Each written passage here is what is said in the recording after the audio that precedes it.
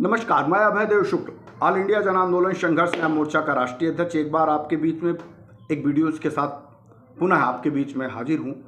और आप लोगों से आग्रह वही पुराना निवेदन है कि आप लोग इस वीडियोस को लाइक करिएगा, सब्सक्राइब करिएगा और आपका को नोटिफिकेशन मिल सके तो इस पर एक बेल की घंटी है, उस बेल की घंटी को दबाइएगा तो आपको नोटिफिकेशन जाता रहेगा। हर वीडियोस मेरी आप देखते रहेंगे। जैसे ही कोई वीडियो आएगी आपके सहारा के मुद्दों के आधार पे तो वो आपको नोटिफिकेशन मिल जाया करेगा। इसके लिए आपको वो जो बेल वाली घंटी है उस बेल वाली घंटी पे जा करके आपको क्लिक करना है, तो आप नोटिफिकेशन भी लेते रहिए ताकि आप लोगों को ये वीडियो मिलती रहे। तो मैं अगर बात करूँ कि आज इस मुद्दे पर आया हूँ कि इधर कई दिनों से कई लोगों का फ़ोन मेरे पास आ रहा था और कुछ साथियों का आया तो मैं समझ नहीं पाया, लेकिन बाद में मुझे इस बात की समझ में आई तो मुझे बड़ा आश्चर्य हुआ कि आज, हालांकि वो आश्चर्य तो उनसे वही उम्मीद की जा सकती है। एक ऑडियो मैंने आप लोगों के ग्रुप में डाला भी है, ऐसे कई ऑडियो हमारे पास और भी हैं, लेकिन मैं उसको डालना नहीं चाहता हूँ, उसमें अभद्रता भी है, भाषा की शैली ठीक नहीं है, इस नाते मैं उसको डाल नहीं रहा हूँ। लेकिन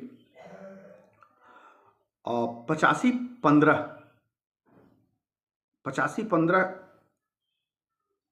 की बात करते हमारे कुछ साथी नज़र आ रहे हैं और इस 85-15 की बात को पहले तो मैंने ध्यान नहीं दिया, लेकिन बाद में जब मैंने ध्यान दिया तो जातिवादिता कितनी चरम सीमा पे है और इस तरह इस आंदोलन में भी लोग कुछ लोग जातिवादिता का जहर बोएंगे जिससे देश के 13 करोड़ निवेशक प्रभावित हैं, सहारा के पीड़ित कार्यकर्ता या निवेशक हैं वो सब प्रभावित हैं। हमने ये सोच करके आंदोलन का गठन नहीं किया था और उन सभी लोगों को जोड़ा भी नहीं था।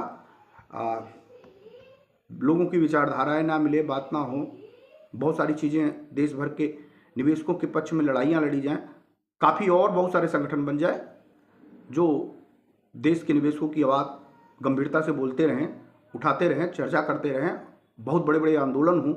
आंदोलन जन आंदोलन मोर्चा तो यही चाहता है, लेकिन उसमें जातियों की श्रेणी विभाजित कर करके इस नाते भी आंदोलन को कमजोर करना और तोड़ने की बात करते हुए लोग जब अपने लोगों से बात करते हुए दिखाई देते हैं तो जो मैं बधाई दूंगा उन सभी साथियों को जो हम लोगों से बात करके इस बात को बताते हैं कि 85-15 की जो भूमिका है वो जातियों को जातियों में लड़ाने के लिए है, अगड़ा पिछड़ा करने के लिए है। हालांकि मैं इतना भी अछूता नहीं हूँ, इतना भी अज्ञानी नहीं हूँ कि मैं उसे जान ना पाता, लेकिन प्रथम दृष्टया जब उन्होंने मुझसे कहा तो मैंने उसको 85-15 को थोड़ी सी समझने में देरी करी, लेकिन दिन जहन में तो आ ही गया। मैं उन्हीं के मुंह से सुनना चाहता था, उन्होंने मुझे बहुत स्पष्ट रूप से बताया। तो किसी भी विजन और लक्ष्य को, बड़े लक्ष्य को जीतने के लिए या संवैधानिक रूप से अपनी बात मनवाने के लिए जाति धर्म मजहब का आधार लेगा कोई, तो मैं तो बहुत साफ हूँ कि मैंने किसी भी पदाधिकारी को जब मैंने संगठन में जोड़ा तो मैंने उसकी जाति नहीं पूछी। बड़े बड़े जिम्मेदार पदों पे मैंने उनको, बहुत सारे लोगों को बैठाया तो उनकी जाति पूछ के उनको नहीं बैठाया। इस आंदोलन का लीड करने से दुर्भाग्य है ये मेरा, अब इसको दुर्भाग्य ही कहूँ तो क्या कहूँ कि उन्होंने ब्राह्मण कुल में जन्म दिया, मैं ऊंची जाति से हो गया, इसमें मेरा कोई दोष तो है नहीं। लेकिन अगर मुझे छोटी जाति में भी जन्म देता तो मैं भी ये वर्ड का इस्तेमाल ना करता, ना सोचता कि 85-15 क्या है। हमने अपनी जब छात्र जीवन की में शुरुआत किया, शिक्षा ग्रहण करने यूनिवर्सिटी पहुंचा, तो हमने समाज की सेवा में निकलने के लिए, छात्रों के हितों के लिए निकला, तो वहाँ कोई जाति धर्म मजहब तो था नहीं और ना मैंने कभी माना। हमारी टीम भी जो थी तो वो तमाम विभिन्न जातियों को मिल करके थी और कम ही लोग हमारे जो है सबड़ बिरादरी के हुआ करते थे, बाकी हमारे साथ बहुत सारे लोग बैकवर्ड, शेड्यूल कास्ट, माइनॉरिटी, ये सब लोग हमारे साथी के रूप में थे और बहुत मदद हमारी करते थे, हमारी इसी सामाजिक परिदृश्य को देखते हुए कि मैंने कभी जाति धर्म मजहब को आधार आड़े नहीं आने दिया और ना हम अपने खुद फॉलो करते हैं, ना अपने से जुड़े लोगों को फॉलो करने के लिए कहते हैं। लेकिन आश्चर्य है ये कि आज भी लोग कितनी घृणित और कुंठित मानसिकता के लोग हैं जो इतनी ईर्ष्या और द्वेष रखते हैं, जैसे लगता है कि 15% के लोग जो हैं वो देश में, समाज में रहने के अधिकारी नहीं हैं, और 85-15 की भूमिका भूल जाते हैं कि 85-15 करने से कितना देश का नुकसान होगा, समाज का नुकसान होगा, और देश कितने विखंडित विचारधाराओं में बटेगा। और खासतौर पे इस आंदोलन, जन आंदोलन, संघर्ष न्याय मोर्चा को तो हमने इस आधार पर बनाया नहीं था। अच्छा, जहां तक मुझे लगता है सहारा समूह का जो भी गठन हुआ था, उसमें भी जाति धर्म मजहब के आधार पर किसी को तो नौकरी पे नहीं रखा जाता था, किसी को एजेंट नहीं बनाया जाता था, और उसके कार्य पद्धति, उसकी योग्यता के आधार पर उसको बड़े ऊंचे ऊंचे पदों पे भी पहुंचाया गया। इस मामले में तो मैं सुब्रत राय का कायल हूं कि भाई उसने तो जातीयता नहीं कराई होगी, और वही टीम है, और उसमें, उस टीम में ऐसे कुंठित मानसिकता के लोग भी जोड़े थे। ये बात तो सुब्रत राय को भी नहीं मालूम रही होगी। लेकिन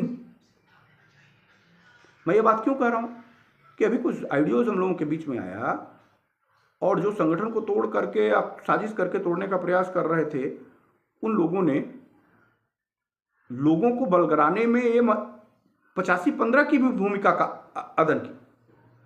हालांकि हमारे प्रदेश अध्यक्ष जो बिहार के थे, उनसे डायरेक्ट उन लोगों ने फोन पे कहा था,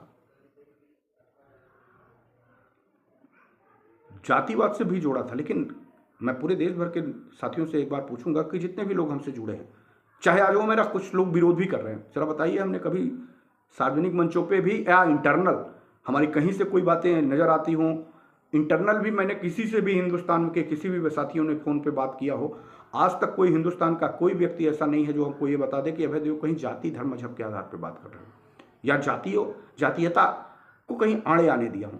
अब भाई, अगर मेरा नाम अभय देव है, उसके आगे शुक्ला लग गया है, मैं ब्राह्मण परिवार का हूं, तो इसमें मेरा दोष नहीं है।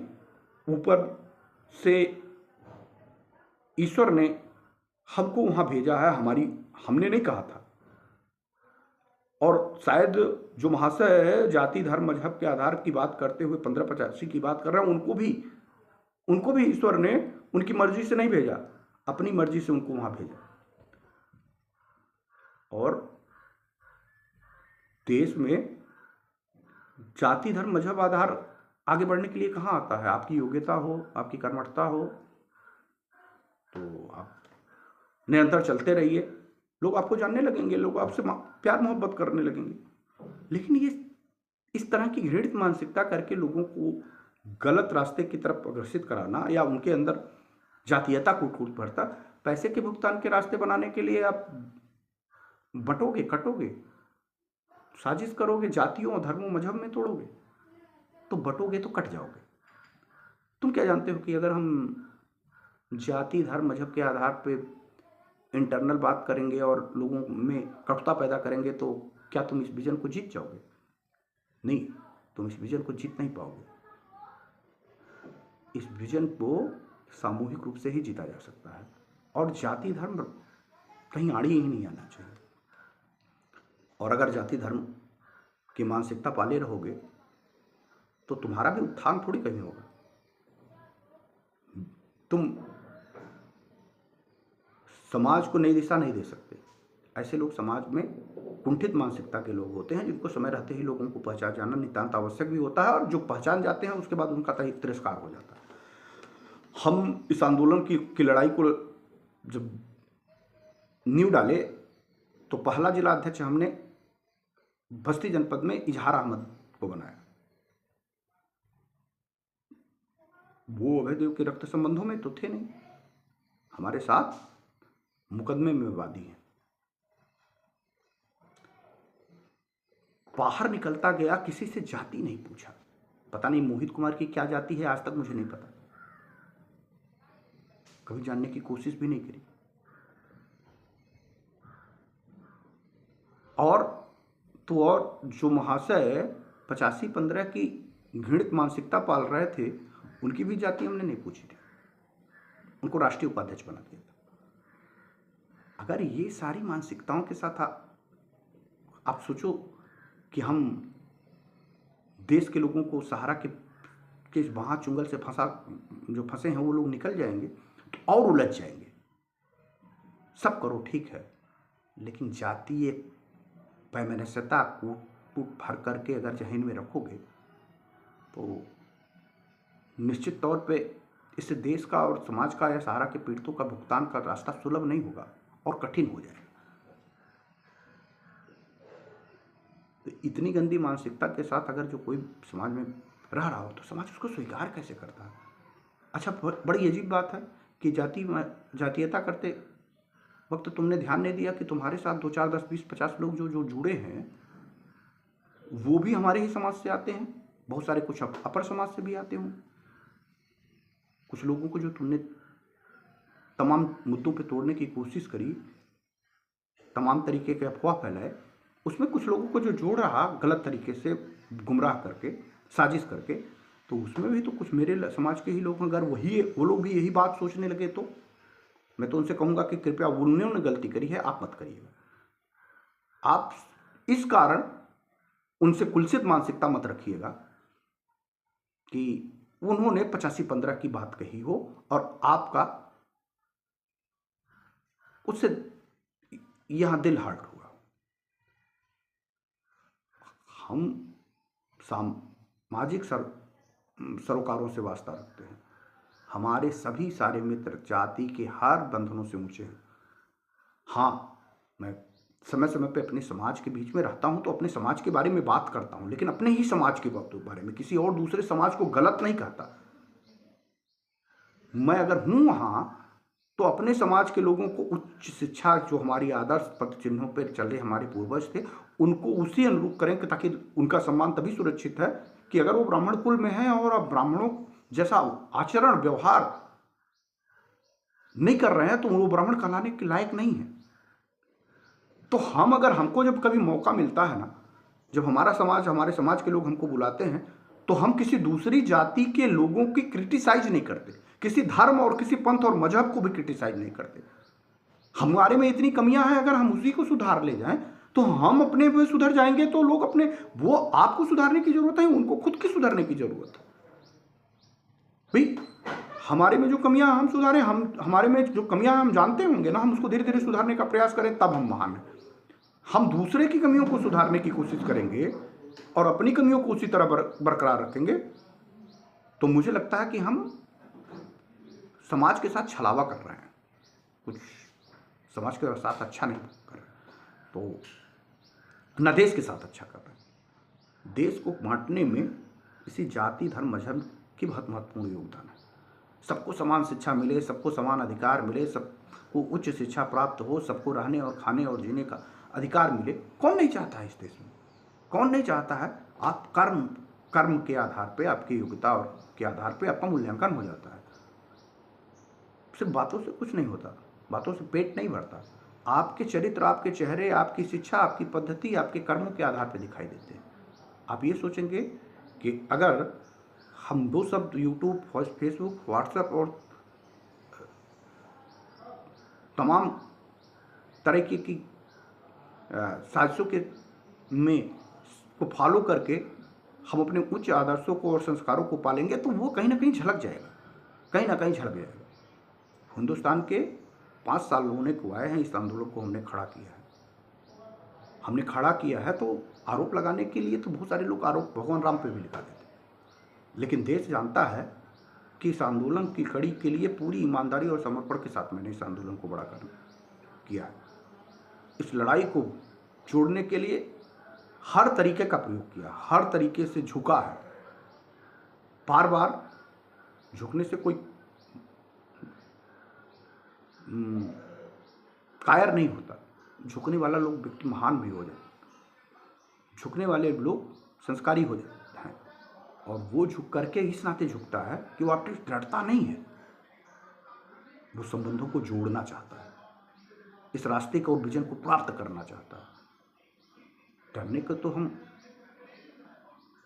अगर गलत नहीं है तो ईश्वर से भी नहीं डरते, तो भला आपसे क्या डरने की वजह। लेकिन बात बात में जब बीच बीच में कई परिस्थितियां निर्मित होती हुई दिखती हैं तो अंदर का मानव आक्रोश बाहर निकलता है कि एक तरफ हम देश के लोगों को जोड़ने की कोशिश कर रहे हैं, वहाँ हम कोई 15-85 करने की बात कर रहा हूँ, तो समझो मैं खासतौर पे देश भर के निवेशक और एजेंटों से कह रहा हूँ कि कभी जाति, धर्म, मजहब के आधार पर किसी व्यक्ति का मूल्यांकन मत करिएगा, क्योंकि आप जाति, धर्म, मजहब के आधार पर मूल्यांकन, तो वहाँ से आपको कुछ नहीं मिलेगा, निराशा हाथ में।